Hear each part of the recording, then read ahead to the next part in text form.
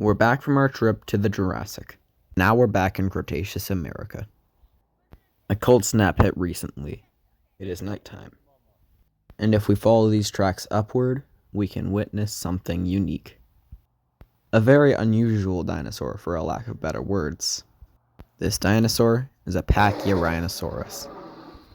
This is a heavy bull male, and weighing about 4,000 kilograms isn't going to help him get up this mountain. But why does he want on top of this mountain? We will find out soon enough. Anyway, he keeps struggling and trying to get up the mountain, slipping and falling every time. He usually catches himself before the fall gets too fatal, and quite a determined dinosaur he is, I must say.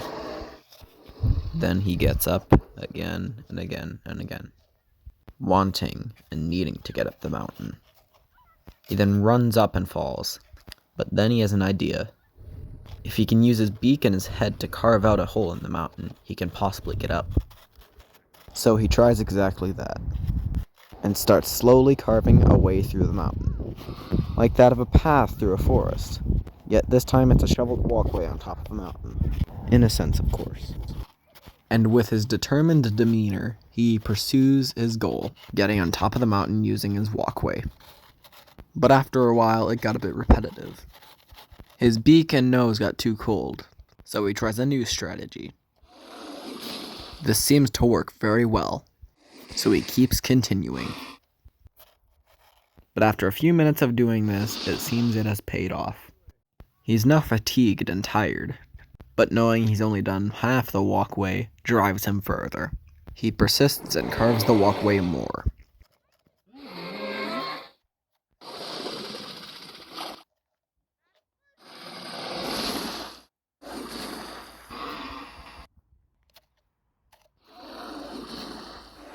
And a little further down the mountain, the snow starts collecting.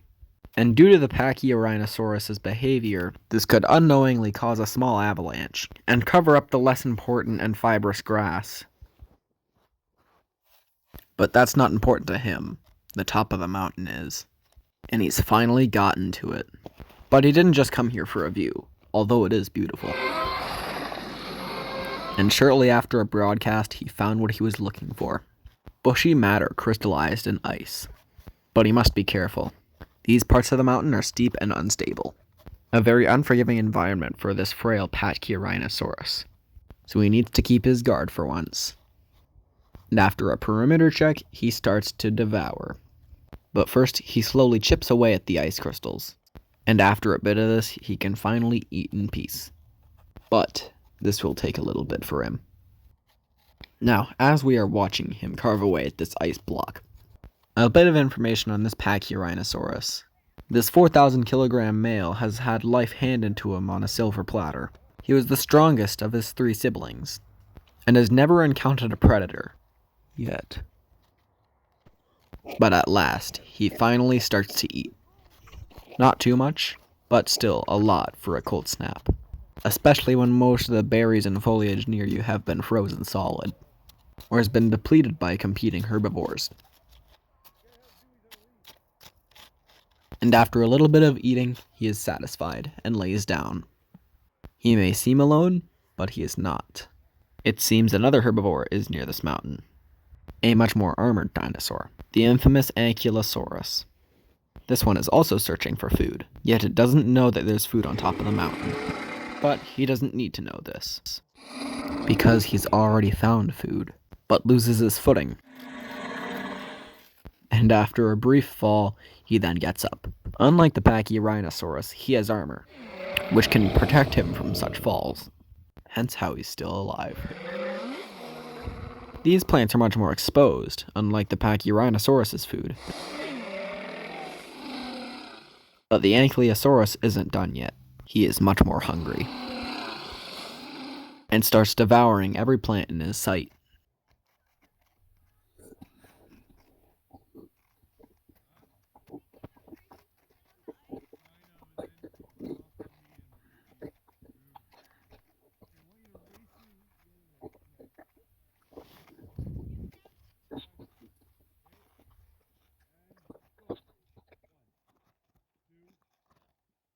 After filling up, he discontinues his eating, but trips like before.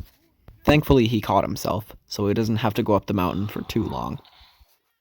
Shortly after this, he goes looking for more food.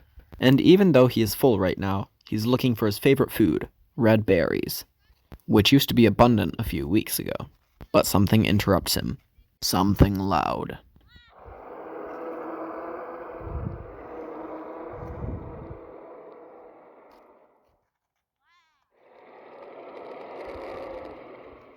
It roars back in disbelief, for it or nothing here has ever heard it before. And being the curious Yankee he is, he then investigates. Shortly after rolling down the hill, he now has to go up the immensely tall mountain. But now we see the culprit of that loud roar. A very new dinosaur to us. This one's just woken up after a long hibernation, and is out looking for a light meal to satisfy his hunger. And being smart, he calls out for anything to respond. But it seems he didn't need to do this, for he has caught a scent of tracks. He then starts sniffing it out, using his keen smelling capabilities. But he's found new, smaller tracks. Not by much, but would lead to an easier kill. Because after all, you'd go for the weaker option to fight, right? Anyway, he follows this path too, this small pathway of footsteps. After a little bit more searching, he finds something. A very unnatural carving through the snow on top of the mountain. This could have been caused by his preferred prey option. He then follows the tracks even more. After reaching the top, he finally finds his prey. He finds the Pachyrhinosaurus, and provokes it into an inevitably wounding battle. He then roars more at it, trying to bait it into getting first blood. It then responds. So far everything's going to plan, but it outplays the Tarbo, and headbutts him over, as it retaliates and bites him in the face. It's then caught off guard and knocked down. The Pachyrhino then tries to climb back up. Let's hope it doesn't slip, for a mouth of deadly teeth wouldn't be so pleasant. He struggles and struggles, until he falls,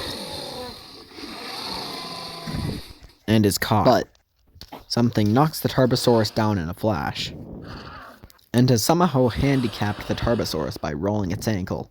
But it hobbles up the mountain, only to get smashed in the face and sent hurtling all the way down the mountain.